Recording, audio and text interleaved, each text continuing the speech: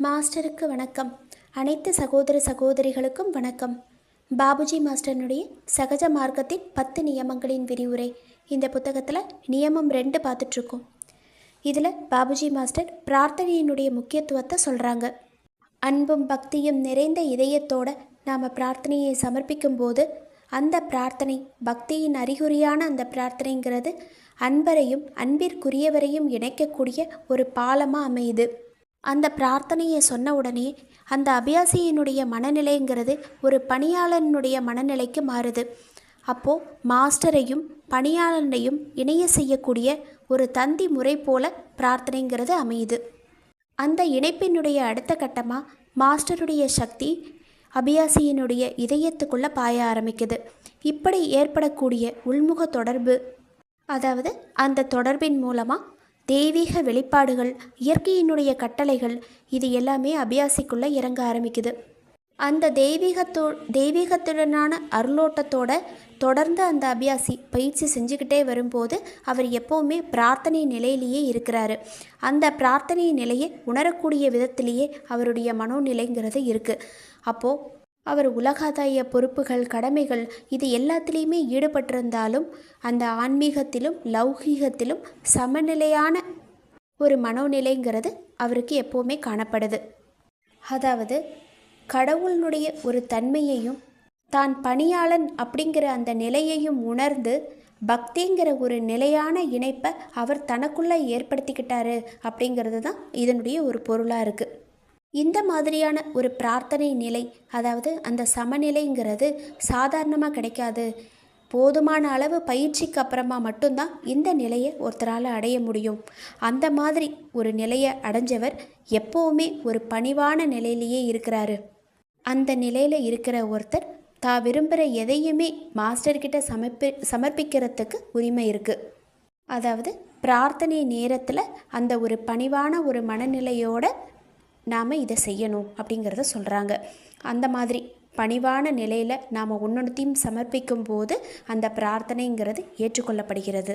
இப்படி மாஸ்டருக்கும் ஒரு பக்தனுக்கும் நடுவில் ஏற்பட்ட அன்புங்கிற இந்த உறவு தாங்கிட்டேந்து பரவி மாஸ்டர் வரைக்கும் இன்னும் அது விரிவடைஞ்சிக்கிட்டே போகுது. இந்த பிணைப்பு ஒரு முறை ஏற்பட்டதுக்கு அப்புறமா அதுக்கப்புறமா ஒரு காலம் இது துண்டிக்கப்படுறதில்லை. அது மட்டும் இல்லாமல் இந்த மகத்துவம் வாய்ந்த அன்பான ஒரு எண்ண சக்திங்கிறது நம்மளுடைய இறுதி லட்சியத்தை சுலபமாக அடையிறதுக்கு நமக்கு ஒரு உதவியாக இருக்குது. அதாவது இந்த அன்பால் ஏற்பட்ட இந்த பிணைப்புங்கிறது எப்போ உருவாக்கப்பட்டதோ அப்போவே நம்மளுடைய லட்சியங்கிறது ரொம்ப தொலைவில் இல்லை, அது ரொம்ப நெருக்கி வந்துருச்சு அப்படிங்கிறத சொல்கிறாங்க. எப்போவுமே இறைவன் மேலேயோ இல்லை மாஸ்டர் மேலேயோ நமக்கு இருக்கிற அந்த நிலையான நினைவுங்கிறது அன்பரை அன்பிற்குரியவர்கிட்ட கொண்டு வந்து சேர்க்குது.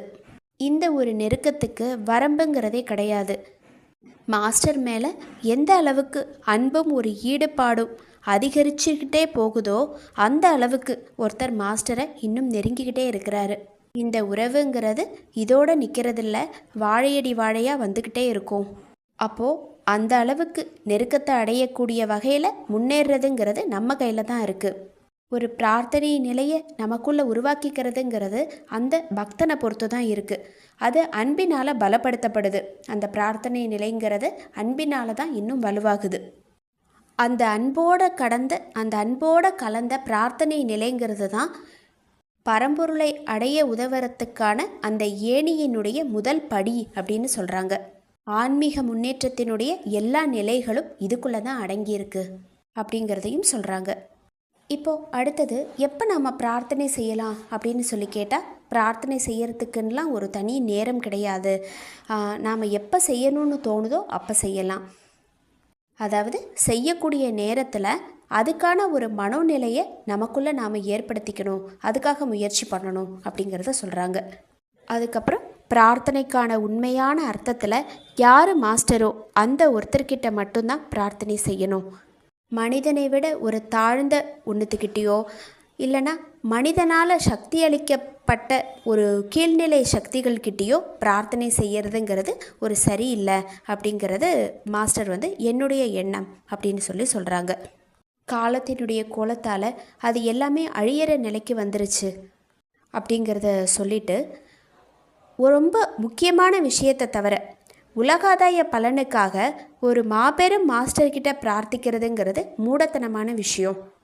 ஒரு தேவைக்கு ஏற்ற மாதிரி மாஸ்டர்கிட்ட பிரார்த்திக்கிறதுங்கிறது சரிதான். இது ஒரு நற்பண்பு விதிக்கு உட்பட்ட ஒரு விஷயந்தான்.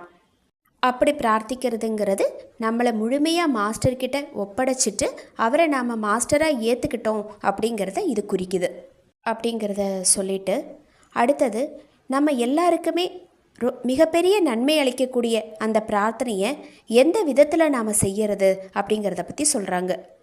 பொதுவாக பிரார்த்தனை செய்யும்போது நாம் எந்த மனநிலையில் இருக்கணுமோ அந்த மனநிலைக்கு ஒருத்தர் தன்னை கொண்டுட்டு வரணும்.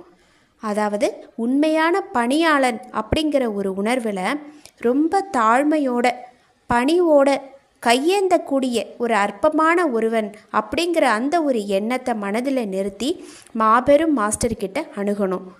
அதாவது அவன் மாஸ்டர் முன்னாடி எல்லாத்தையுமே சமர்ப்பிச்சுட்டு அவருடைய விருப்பத்துக்கு தன்னை விட்டுறணும், முழுமையாக தன்னை அர்ப்பணம் செஞ்சிடணும் அப்படிங்கிறத சொல்கிறாங்க.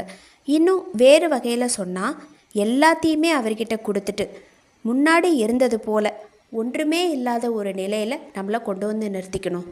அதாவது உலக கவர்ச்சி எல்லாத்துலேருந்தும் விலகி எல்லா பந்தங்கள்லேருந்தும் விடுபட்டு மாஸ்டரை நோக்கி முழுமையாக திரும்பணும்.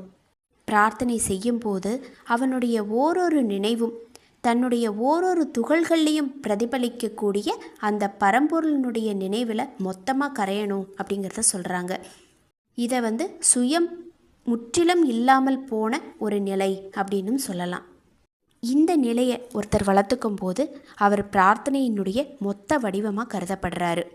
அந்த மாதிரி பிரார்த்தனையினுடைய மொத்த வடிவமாக இருக்கக்கூடிய ஒருத்தருடைய ஓரொரு எண்ணமும் மாஸ்டர்னுடைய எண்ணத்தை முற்றிலும் ஒத்ததாக இருக்குது.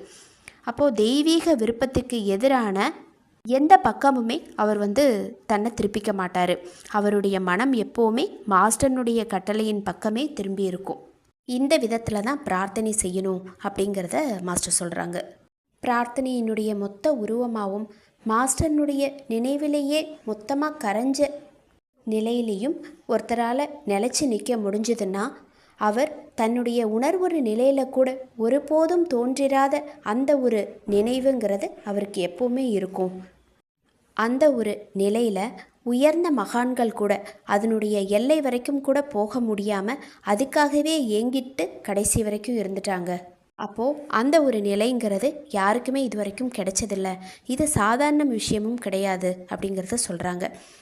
இதனுடைய உண்மையான முக்கியத்துவத்தை நாம் தெரிஞ்சுக்கிட்டோம் அப்படின்னா ஆச்சரியத்தில் முழுவதுமாக மூழ்கிடுவோம். அதாவது அந்த பிரார்த்தனையினுடைய இறுதி நிலைங்கிறது அந்த மாபெரும் அனந்தம் அப்படிங்கிறத சொல்கிறாங்க. அங்கே மாபெரும் எளிமை இருக்குது. அதிர்வலைகள் இருந்தாலும் வார்த்தைகளால் சொல்ல முடியாத அளவுக்கு பூரண அமைதிங்கிறது அங்கே நிலவுது.